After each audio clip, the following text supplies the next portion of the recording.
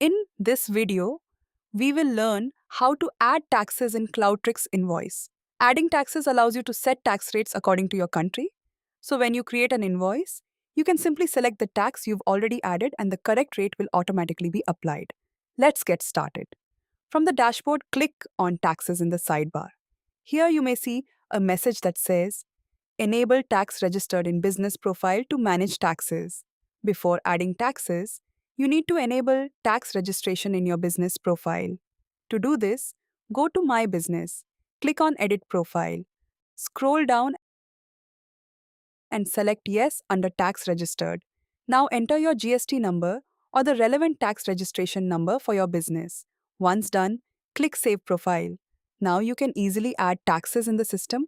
Go back to the Taxes section from the sidebar. Click on Add Tax.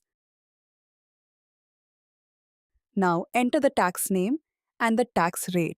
After filling in the details, click Save Tax. You will now see the list of all the taxes you have added. Later, whenever you create an invoice, you can simply select the tax from this list and the system will automatically apply the correct tax rate.